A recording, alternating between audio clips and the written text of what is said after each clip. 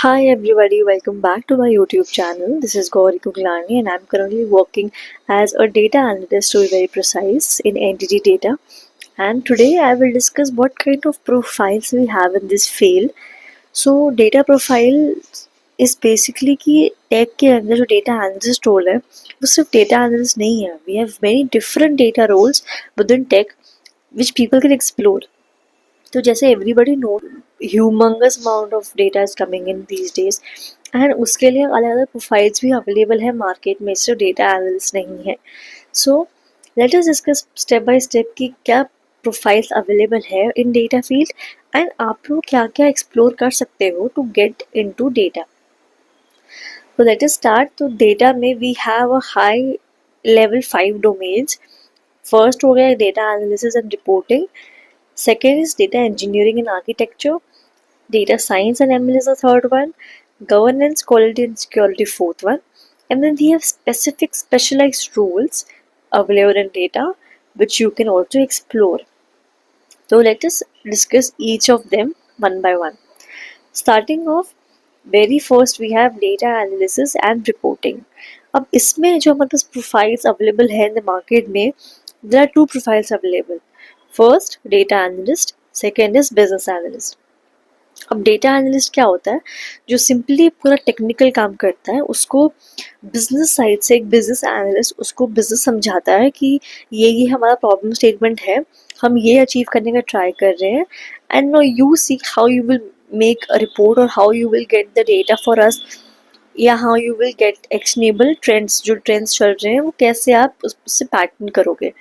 तो इसके लिए जो टूल्स हम यूज़ करते हैं वो है एक्सेल, एसक्यूएल, टैबलो या पावर बीआई एंड पाइथन. तो ऑफ कोर्स डेटा फील्ड में पाइथन इज द बेसिक. तो this was data analyst part. इसके लिए स्किल्स मतलब क्या क्या चाहिए? विजुअलाइजेशन आपको आना चाहिए, कोडिंग आनी चाहिए, आपको स्टैटिस्टिक्स समझ में आना चाहिए, बिकॉज जो पैटर्न और ट्रेंड्स हम इनसाइट्स जनरेट करते हैं डेटा से, वो स्टैट्स के हिसाब से we get to learn more, we get to understand data more through statistics. So this is an important skill when you are preparing for data analyst. तो ये हो गया हमारा डेटा एनालिस्ट का part. Now comes the business analyst, the second profile. इसमें क्या होता है? बिजनेस एनालिस्ट जाता है स्टेक होल्डर्स के पास या बिजनेस के पास पूछने के लिए कि व्हाट्स द प्रॉब्लम स्टेटमेंट. तो they get the complete overview. Business analyst को मोस्टली क्या कहते हैं कि ये फंक्शनली एक्सपर्ट होते हैं. Suppose I am a business analyst, suppose तो मेरा जो सपोज मैं फाइनेंस में काम कर रही हूँ, तो my finance domain will be very strong. I would be knowing each and every process of finance, so that when I am able to get a requirement, I able to understand that requirement properly and I'm able to translate to my data analyst so that he can work on the technical side of it more properly. तो business analyst का main focus है to understand the business problem and to solve the business problem so that उनका process improve हो सके. तो इसके लिए mostly ये टूल्स यूज होते हैं, जैसे जीरा है, सीक्वल. बहुत बार if you will see in companies, उनका बिजनेस एनालिस्ट और डेटा एनालिस्ट एक ही होता है.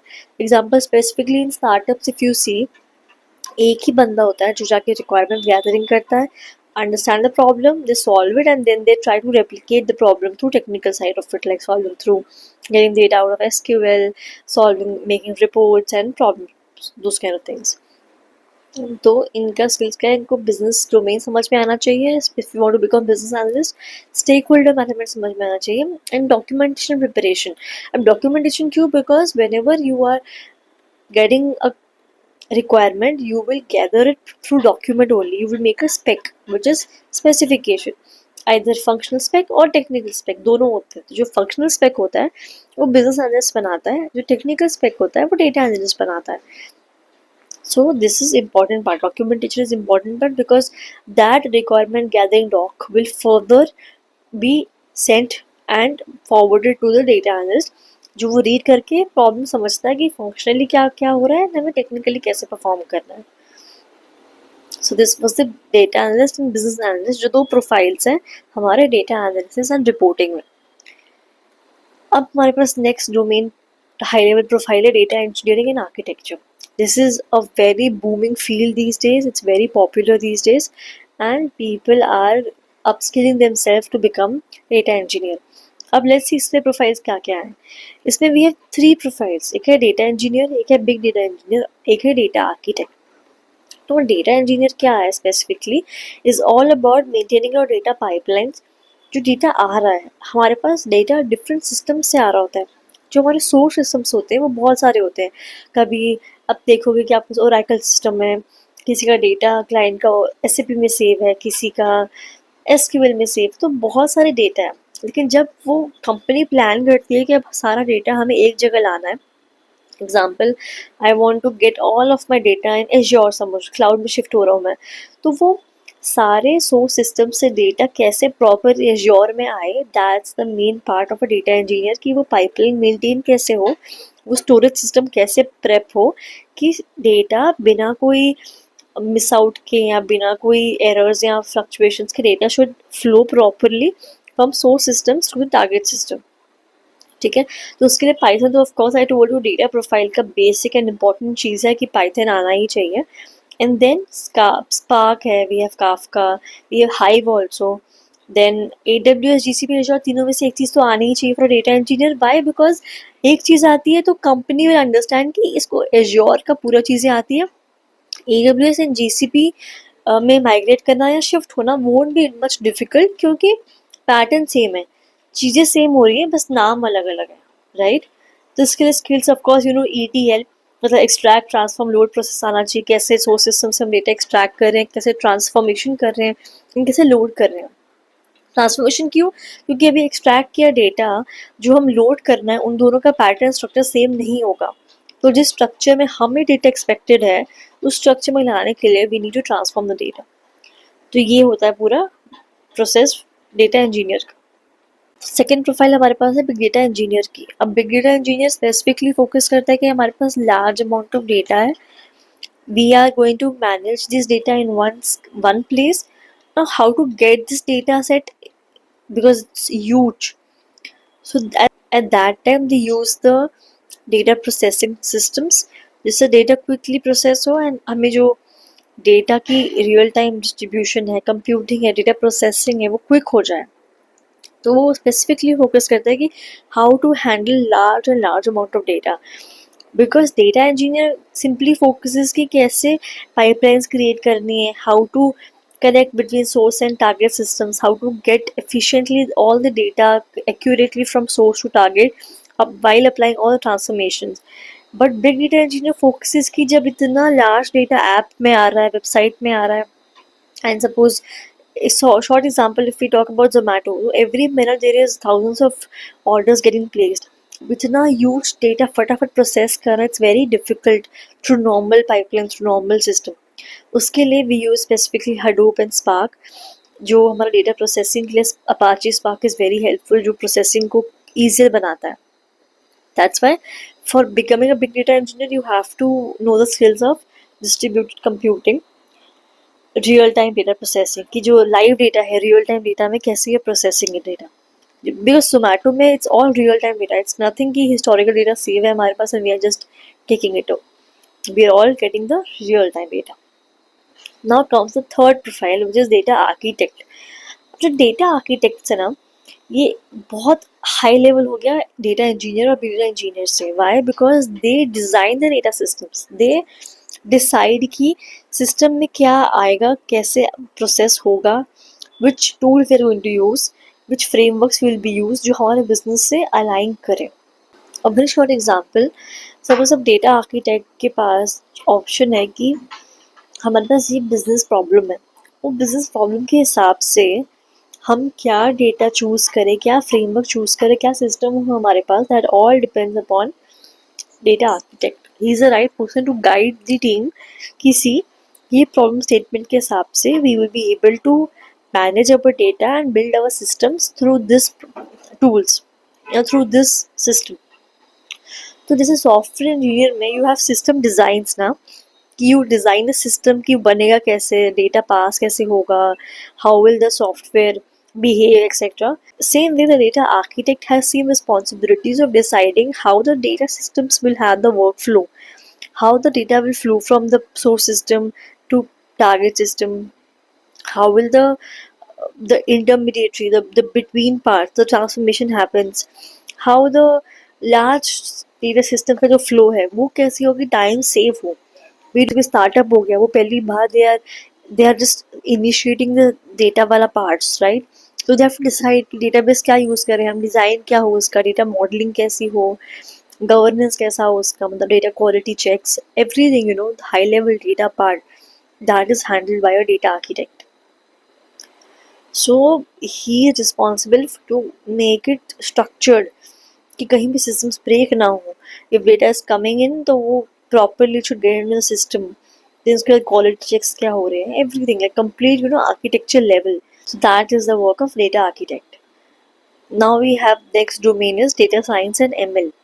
This is also a very booming field these days because of Gen AI, LLMs, AI, ML, data science. These days, a lot of companies are hiring for this, and I think it's a good idea to get upskilled in this profile so that you are up to date with the current technologies which is going on at the market. Now, इसमें we have three profiles. पहली is data scientist, second is machine learning engineer, third is AI engineer. Okay, first point. Data scientist क्या करता है? Data scientist specifically use advance analytics. एक तो हमने analytics देख लिया डेटा एनालिस्ट वाला, एक हो गया एडवांस एनालिटिक्स जो predictive modelling, statistical analysis and machine learning algorithms के थ्रू प्रॉब्लम सॉल्व करते हैं. And not only machine learning, they also use deep learning algorithms, they use NLP. So all those things together they comprises and become a data scientist. Become a data scientist. अब इसमें ऐसा भी है कि once the algorithms are prepared, they work on the accuracy of the algorithm. कि अगर accurate नहीं आ रहा हमारा model, तो they will keep on reiterating the model. They keep on changing the models to see कि कौन सा best model problem statement को solve करेगा जिससे हमारी accuracy increase हो. And also they'll keep on adding parameters. तो वो सब चीज़ें data scientists will do. And finally जब हमारा मॉडल बन के रेडी हो गया and we know कि this is the max accuracy we can get, तो also उसको प्रोडक्शन में ट्रांसफ़र करना, उसको प्रोडक्शन में लेके जाना, that is also a work of a data scientist. ठीक है? इसके skills you need ML, deep learning, NLP, and you need statistical, of course, statistical analysis. Then comes the machine learning engineer. ये पूरा focus करता है machine learning engineer, right from पूरा developing your models to deploying the models, सब कुछ through ML, through model development, model analysis, then model optimisation and ML ops finally. तो ML ops is also part of machine learning engineer की they expect from this profile कि आप तो deployment करोगे ही after your model is developed. This was the machine learning engineer part. Now comes AI engineer, which is what's going on these days, which is LLMs की knowledge होनी चाहिए आपको. You have to work in with Gen AI, generative models, then GPT, BERT, बहुत कुछ है. तो this is completely part of AI engineering. They focus specifically on designing की AI driven systems कैसे बनाए. जैसे किसी startup में, किसी company में they want to develop chatbots या recommendation system engines. यहाँ सपोज टेक्स्ट जनरेशन का सिस्टम को जनरेट करना है या summary. Example, every day I am taking meetings, I want a summary of every meeting. For that I will be developing designing some AI systems जो मुझे मेरी speech को understand करके, मेरे स्पीच को समझ के they will convert it to a text जिससे मुझे समरी मिले. And then this is the work of AI engineer. इसके लिए tools they of course they use OpenAI, APIs use करते हैं, देन BERT यूज़ करते हैं, NLP लाइब्रेरीज है बहुत सारी, बिकॉज ऑफ कोर्स अब टेक्स्ट से डील कर रहे हो तो उसके लिए NLP is natural language processing. It's important to know that. And उसके different frameworks. Now comes the next profile which is governance, quality and security. अब डेटा हमारे पास इतना सारा है, but if we don't govern it and don't check on the quality and security of the data, then it's no use. तो इसके under हमारे पास थ्री प्रोफाइल्स हैं. The very first is data governance specialist, second data quality, and third is data privacy. So the very first profile we have is data governance specialist. अब data governance specialist make sure कि जो policies, framework and processes हैं वो ensure हो कि वो organisation के हिसाब से हो. जैसे डेटा एक्यूरेट होना चाहिए, कोई एरर्स या इनकन्सिस्टेंसी नहीं होनी चाहिए उसमें, डेटा एक्सेसिबल होना चाहिए ऑथराइज लोगों को ही. जैसे कोई top level very, for example in organisation सबसे क्रूशल पार्ट और सबसे sensitive part is the salaries part. नहीं कि सैलरी डिस्क्लोज नहीं होनी चाहिए किसकी कितनी क्या है. सो इन दैट केस वो किस किस को ऑथराइजेशन है वो चीज़, HR को ऑथराइज है वो, वो डेटा, तो वो चीज़ें कम सारा डेटा गवर्नेंस स्पेशलिस्ट, तो उसके लिए भी you need specific skills plus technical skill, जिससे आप वो डेटा फटाफट आप उसके लिए ऐसे कुछ रूल्स बना सको, आप कुछ ऐसे फ्रेमवर्क रेडी कर सको जिससे वो डेटा सिर्फ उन्हीं लोगों को दिखे जिनके लिए वो ऑथराइज है. So that is also one good profile in this field, which is data governance specialist. Now comes data quality analyst, which is also known as QA, right? We call them QA sometimes. But this is the role where you see जो data validation का part होता है, data profiling, कि जो data हमारे पास आया systems में load हुआ वो सच में वैलिड डेटा है या जंक डेटा भी आ गया या कोई inconsistent data which we do not need that also has come up in the system. तो उसके लिए we have tools like Informatica, which is also ETL tool, जो talent भी है वो भी वही है. तो it's helpful to understand that whether the data which we got is accurate, वो consistent है, and क्या उसमें reliable and trust कर सकते हैं कि नहीं. That's the work of data quality analyst. जो maybe reports and graphs बना के they check कितना quality of data which we have is good quality, can be usable in different reports and for different needs, and कितना no values भी है, कितना duplicate values है, तो वो सब चीज़ें. Now comes the data privacy analyst. This analyst make sures कि जो डेटा हमारे पास है this is very sensitive and crucial information which we do not want to hand it over to anybody in the organization.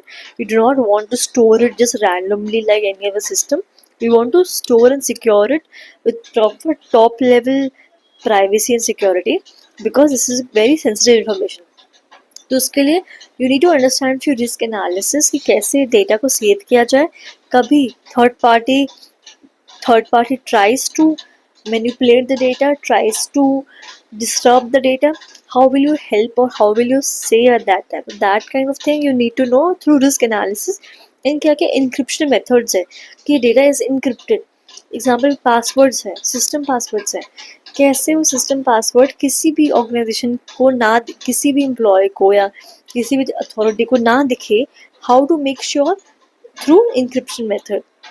So that's the work of a data privacy analyst because every employee has their own separate password for particular system open करने के लिए, laptop open करने के लिए या कोई भी personal data अपनी प्रोफाइल से आपका आपकी जो जहाँ पे आपकी सैलरी स्लिप्स आती है, सो ऑल दोस थिंग्स, वहाँ सब हर चीज़ पासवर्ड सिक्योर्ड है. But now you need to see कि इंक्रिप्शन कैसे करना है इसको कि कोई और दूसरा अथॉरिटी वाला बंदा they won't be able to see any kind of data. This was the three profiles in governance and quality. Now we have some specialized role. Let's see specialized role क्या है. Okay, so specialized role you can also say कि हर industry के हिसाब से specialise role हो सकते हैं, but यहाँ पे we have taken for example, let us understand वो क्या है. Very first is product data analyst.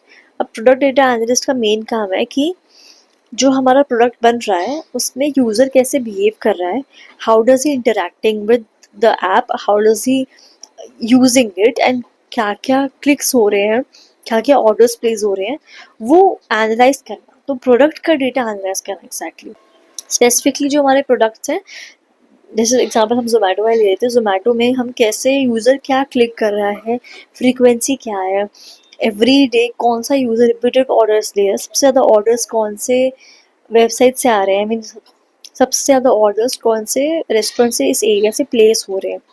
तो वो सब चीज़ें are done by a product data analyst जो अपने प्रोडक्ट को और इन्हांस करने के लिए और एफिशिएंट बनाने के लिए और एक बेटर यूज़र एक्सपीरियंस देने के लिए एनालाइज करते हैं, सो दैट उनको यूज़र बिहेवियर मालूम पड़े जिससे वो और अपने ऐप को बेटर बनाए ताकि user will interact more.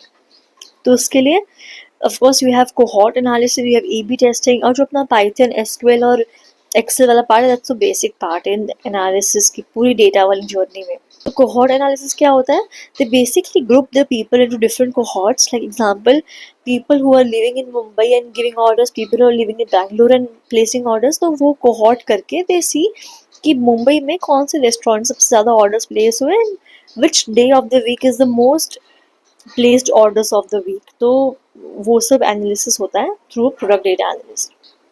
You will see many product based company have this profile name, always job openings होती है इस प्रोफाइल के लिए स्पेसिफिकली जिनका जो प्रोडक्ट बेस्ड कंपनी होती है।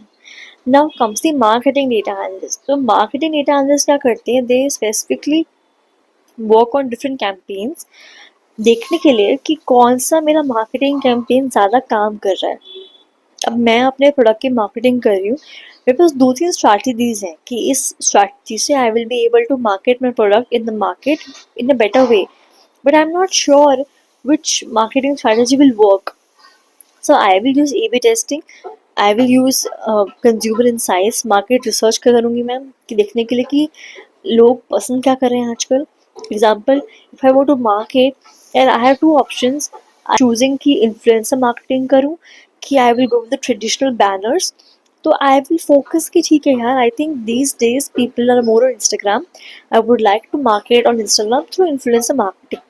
Maybe that will give my campaign and my product a bit more boost than just keeping my marketing, than just doing the marketing through banners. तो इसीलिए you need to focus more on the market research.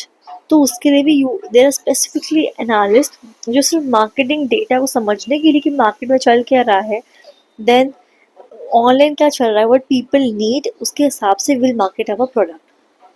तो उसके लिए Google analytics है to सी, अगर आपकी website है तो उसमें एनालिटिक्स में देखने के लिए कि लोग पसंद क्या कर रहे हैं, लोग क्या सर्च कर रहे हैं, वो चीज़ जानने के लिए you have Google Analytics. And of course then visualisations के लिए you have Power BI, Tableau, same things. Now come the financial data analyst. This is exactly what a finance person sitting in any big firm does with their financial data. They have good understanding of financial part. They have good understanding of data analysis, which is the technical side of it. So they will merge and collaborate both of the skills together, and they'll work on their finance data to generate more insights. Data, what exactly is data telling us, and what's the future predictions. जैसे अब stock market का data मेरे पास है, I am analysing it, I am making some predictions कि ठीक है next 10 days this is the scenario from Nifty side और बैंक निफ्टी साइड ये सीन्स चल रहे हैं. तो this is the work of financial data analyst. इसमें specifically if you have good hands on knowledge of data analysis plus you have a background of finance, it's a good role for you. Now comes the data operations specialist, which is data ops. You have heard about DevOps, MLOps. Same way data ops is simply as streamlining the data in such a way that you are transferring the data to production, like final data जो हमारा prod में होना चाहिए, you are publishing it and you are automating the workflow so that our quality and good accurate data should be present in the production. So this is the work of a data operations specialist, which is a new booming profile, which is also called as data ops. So these were the 4 specialized roles which we have in the data profiles. Now comes the leadership and strategy roles. Now in data profile we also have high level leadership profiles, which are data strategist, second chief data officer, and then analytics manager. अब data strategist में क्या होता है कि business strategy के हिसाब से we choose KPI. KPI is key performance indicator. अब if I am working in sales part तो मेरा की परफॉर्मेंस इंडिकेटर क्या होगा कि मैंने कितने की सेल की, कितना amount and the highest amount the sale I did for. ठीक है, तो इसके लिए business and strategic planning you should be very much aware about. You should be pro in understanding those part ki what exactly is your business side and what's your strategy planning for your business. अगर आपको business understanding अच्छे से है तो high level data strategist will decide कि which KPIs to choose out of 10 KPIs. See, कुछ KPIs really helps the organization to grow, but we don't need a mess of KPIs to just keep on adding all the KPIs so that हमें business समझ आए. नहीं, 3 to 4, 2 to 3 KPIs are enough to understand a business strategy and to understand the following steps which we need to take जिससे हमारा business planning better. So this was the data strategist part. Now chief data officer. Chief data officer responsible for complete data strategy including the data privacy, quality, accuracy. जो high level data हमारे पास आ रहा है वो sensitive है, privacy उसकी कैसी है, कोई गलत डेटा नहीं आ रहा, junk data we don't have. So and उसके हिसाब से data driven decisions are made through chief data officer. Third comes the analytics manager. So analytics manager simply leads a team of analysts and manages की overall जो analytical efforts हो रहे हैं through data वो कैसे हो रहे हैं, and are we on the right track, are we solving correct business problems, are we able to replicate those problems technically अच्छे से, and as a team how we are working on that. So team management, data strategy and execution, and you also should have that sense of knowing कि इस problem statement के लिए what's the right solution, जो हम tool use कर रहे हैं क्या वो efficient है कि नहीं in long term. So this is the work which analytics manager handles. So that was it from the video. To give a quick summary, we had 5 profiles, high level top overview of data profiles, which were data analysis and reporting, data engineering and architecture, data science and ML, governance, quality and security, and the specialized role.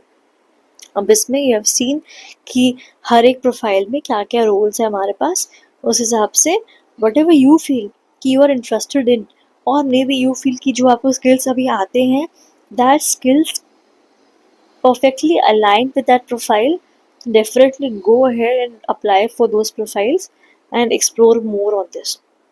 तो I would suggest अगर आप data analyst हो अभी तो देखो data engineering में क्या हो रहा है, उसके लिए क्या स्किल्स चाहिए, या अगर आप डेटा इंजीनियरिंग में हो या मे बी आप डेटा एनालिस्ट में हो but you have also interest in data science and ML, तो just hover around, just check कि क्या हो रहा है उसमें, उस फील्ड में आप क्या क्या पढ़ सकते हो, उस फील्ड में जाने के लिए अभी स्किल जो आपके पास है उसमें आप क्या स्किल्स और ऐड ऑन कर सकते हो to make it more efficient and make it more better. So that was all about it. I hope you would learn a good amount of things from this video about what profiles are available in data and how you can move into that field. If you haven't subscribed my channel yet, please do it. It's free of cost. And also, if you feel your friend is planning to move into data profile, any of these, then you can share this video with them. Thank you so much for watching till here. See you in the next one. Bye.